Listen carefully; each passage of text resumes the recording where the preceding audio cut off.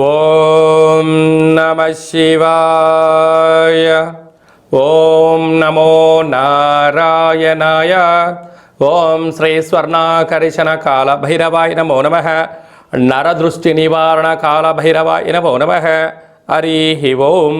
మా ఛానల్కి స్వాగతం. చూస్తున్న వీక్షకులకు ప్రేక్షకులకు ప్రియ కాళభైరవ బంధువులకి స్వాగతం పలుకుతూ మమ్మల్ని ఎంతగానో ఆదరిస్తూ ఉండబడిన ప్రియ సోదరీమణులకు సనాతన ధర్మ సంరక్షకులకు వీక్షకులకు జ్యోతిష్య అభిమానులకు స్వాగతం పలుకుతూ 2024 సంవత్సరం 1వ తారీఖు 1వ నెల 2024 నుండి 31/1/2024 వరకు పుట్టినటువంటి వారందరికీ కూడా ముందస్తుగా జన్మదిన శుభాకాంక్షలు. గతంలో వివాహం చేసుకున్న వారికి వివాహ వార్షికోత్సవ శుభాకాంక్షలు. అందరికీ మకర సంక్రాంతి పండగ శుభాకాంక్షలు. ఈ భోగి రోజున చిన్నపిల్లలకి భోగి పండ్లు పోయడం, ఇంటి ముందర రంగవల్లి వేయడం, గొబ్బెమ్మలను ఏర్పాటు చేసుకోవడం, సంపూర్ణ గంగిరెద్దులకు ఆహారాన్ని ఏర్పాటు చేయడం, సంకీర్తనలతో కోలాహలంగా ఇంట్లో కొత్త కోడళ్ళు కొత్త అల్లుళ్ళు సంపూర్ణమైనటువంటి సకుటుంబ సపరివార సమేత అందరికీ కూడా ఈ మకర సంక్రాంతి ఆశీస్సులతో అందరి గృహము నిత్యం అఖండమైనటువంటి ఆనందాలతో విరజిల్లాలని కోరుకుంటూ అందరికీ ఆశీర్వచనం. ద్వాదశ రాశిలో గ్రహ గమనాలు ఒకసారి వీక్షింపచేద్దాం. మేషరాశిలో గురువు, కన్యరాశిలో కేతువు, వృశ్చిక రాశిలో బుధ శుక్ర సంచార స్థితి, ధనుసు రాశిలో కుజుడు మరియు రవి సంచార స్థితి, కుంభరాశిలో శనేశ్వర స్వామి స్వక్షేత్ర సంచార స్థితి, మీనరాశిలో రాహు సంచార స్థితితో గ్రహ గమనాలు ఈ విధంగా ఉన్నాయి. జనవరి 15వ తారీఖున మకర రాశిలోకి రవి సంచారము మకర సంక్రాంతి పండుగకు స్వాగతం అని చెప్పి గమనించాలి. కర్కాటక రాశి వారు ఈ నూతన ఆంగ్ల సంవత్సర ప్రారంభకాల సమయంలో ఈ అష్టమి అమావాస్య తిథి యందు ఎలాంటి విధి విధానాలు పాటించాలో ఈ వీడియోలో సవివరంగా సంపూర్ణంగా తెలుసుకుందాం. కర్కాటక రాశిలో ఏ నక్షత్రాలు వస్తానగా పునర్వసు నక్షత్రంలోని చివరి పాదం 4వ పాదము, పుష్యమి నక్షత్రంలోని 4 పాదాలు, ఆశ్లేష నక్షత్రంలోని 4 పాదాలు కలిపితే కర్కాటక రాశి. చాలామందికి పుట్టినటువంటి కాల సమయంలో డేటా ఆఫ్ బర్త్లు సక్రమంగా లేనటువంటి కారణం చేత పేరు యొక్క మొదటి అక్షరాన్ని అనుసరిస్తూ రాశిని తెలుసుకునే ప్రయత్నం అవుతుంది. అవి ఏ అక్షరాలు ఒకసారి పరిశీలన చేద్దాం. హి, హు, హే, హో, డా, డి, డు, డే అక్షరాల వారందరూ కర్కాటక రాశి జాతకులే. కర్కాటక రాశి యొక్క అధిపతి చంద్రుడు. వీరికి తృతీయ స్థానంలో కేతు సంచార స్థితి సంచారం చేయడం వల్ల చిన్న చిన్న విషయాలకు ఆందోళన, అందరూ ఇటు తల్లిదండ్రులు, ఇంట్లో వాడిన వారు, ఆఫీస్లో ఉండబడిన వారందరూ కూడా నా పైన అధికారాన్ని చెలాయిస్తున్నారు అనే పరిస్థితి మీకు అధికంగా ఉంటుంది. కానీ మీ క్షేమం గురించి వాళ్ళు చెప్తున్నారు అని చెప్పి మీరు ఆలోచించగలిగినట్లయితే అంతా మీకు మంచి కాలమే అని చెప్పి గమనించాలి. సంతాన స్థానంలో బుధ శుక్ర సంచార స్థితి ఉండడం వల్ల తల్లిదండ్రులు, గురువులు, పిత్రాజీతాలు, తల్లిదండ్రుల నుంచి వచ్చేటువంటి స్థిరచర ఆస్తులలో విజయం మీ సొంతం అవుతుంది. నూతనంగా వివాహం వారికి సంతాన యోగం. 6వ స్థానంలో రవికుజ సంచార స్థితి ఉన్నప్పుడు స్థిరత్వము, యోగము, ఆస్తులు, ఆదాయము, బంగారు ఆభరణాలు, గృహాలు, క్రయ విక్రయాలు యోగదాయకాలు. అష్టమంలో శని సంచార స్థితి ఉండడం వలన చిన్న చిన్న విషయాలకు ఆందోళన చెందడం, ఆవేశమైన నిర్ణయాలు తీసుకోవడం, పగ, ప్రతీకారం అంటూ అనేక రకాలమైన పరిస్థితుల్లో అనేక మంది శత్రువులను మీరు తయారు చేసుకునే పరిస్థితి ఉంటుంది. మీ జన్మ నక్షత్రం రోజున అష్టమి అమావాస్య తిథులందున జల ప్రయాణాలు, వాయు ప్రయాణాలు దూరంగా పెట్టడం వల్ల 90% ప్రమాదాలను నివారించే పరిస్థితి అధికంగా ఉంటుంది.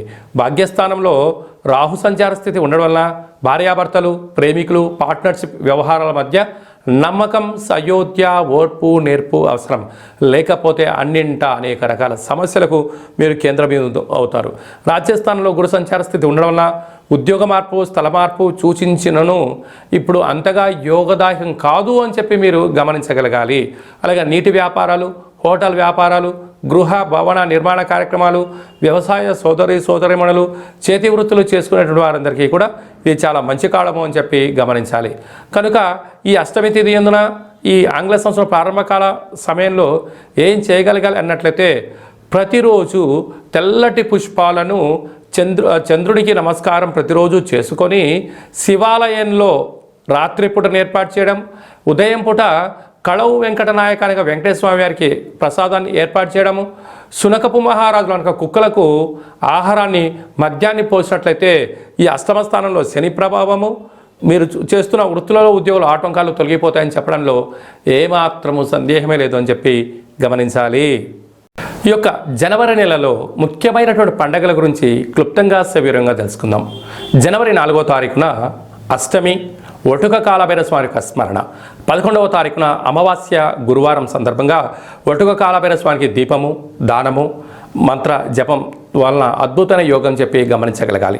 14వ తారీఖు భోగి పండగ, 15వ తారీఖు మకర సంక్రమణము, 16వ తారీఖున కనుమ పండగ చేసుకుంటాం. కనుక మనమందరము కూడా సనాతనమైన మన హిందూ ధర్మాన్ని కాపాడుకుంటూ పండగల్లో అందరినీ, బంధువులను, మిత్రులను, స్నేహితులు అందరం ఒకచోట చేరి మనం చేసుకుంటూ ఉంటాం. ప్రధానంగా ఇది వ్యవసాయ ఆధారిత పంట అవ్వడం వలన కొత్త ధాన్యాన్ని ఇంటికి తీసుకొచ్చుకున్నప్పుడు కొత్త అల్లుడు, కోడళ్ళు, బంధువులు, మిత్రులతో పశువులకు పూజ చేస్తూ మనము ఆ యొక్క మమేకమైన జీవనాన్ని పొందుతూ ఉంటాం. కనుక భారతదేశం యొక్క సాంప్రదాయము పండగల యందు, సాంప్రదాయాల యందు పెట్టినటువంటి పేరు. కనుక మనమందరం కూడా మన సాంప్రదాయాన్ని పాటిద్దాం, భోగి మంటలు వేసుకుందాం, అందరికీ మన పండగ గురించి వివరిస్తూ తెలియచేస్తూ వసుదైవిక కుటుంబాన్నిగా మనం ఎలా ఉంటామో ఈ పండగ పూటాన్న మనం అందరం కలిసి విందులలో, వినోదాల్లో, ఆధ్యాత్మికమైనటువంటి కార్యక్రమంలో పాల్గొని స్వామివారి యొక్క మకర సంక్రమణ యొక్క సంకుడి యొక్క ఆశీస్సులు పొందుదాం. అలాగనే శబరిమలలో మకర జ్యోతి దర్శనం చేసుకుందాం. ఆ హరిహర సుతుడైన అయ్యప్ప స్వామి యొక్క ఆశీస్సులు మనం అందరం పొందుదాం.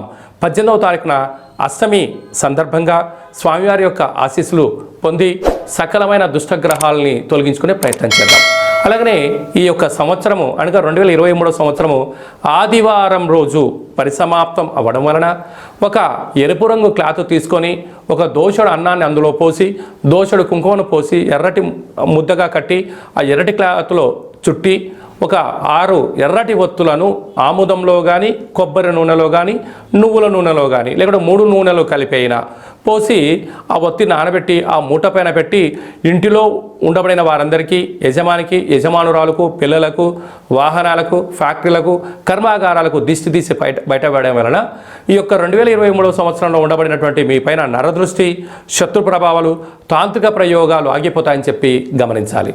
మనకు 1వ తారీఖు 1వ నెల 2024 సోమవారం ప్రారంభం అవుతుంది. కనుక ఈ 1వ తారీఖు నుండి 15వ తారీఖు వరకు మధ్య మీకు కుదిరినప్పుడు తెలుపు క్లాత్ కానీ, తెలుపు జాకెట్ పీస్లో కానీ ఒక దోషుడు తెల్ల అన్నాన్ని, ఒక పిడికెడు తెల్లటి ఆవాలను అందులో పోసి ఒక 10 ఒత్తులను కొబ్బరి నూనెలో నానబెట్టి వీటిపైన పెట్టి దిష్టి తీసి బయట ప్రవహించే నీటిలో వేయడం వలన దృష్టి దోషాలు, సకల శత్రు ప్రభావాలు, తాంత్రిక ప్రయోగాలు ఆగిపోయి ఈ 2024 సంవత్సరం అంతా కూడా సర్వత్రా శుభం, జయం, లాభానికి స్వాగతం పలుకుతూ మీరందరూ కూడా అఖండ ఆయురారోగ్యాలుగా ఉండాలని కోరుకుంటూ చేయడం జరుగుతుంది.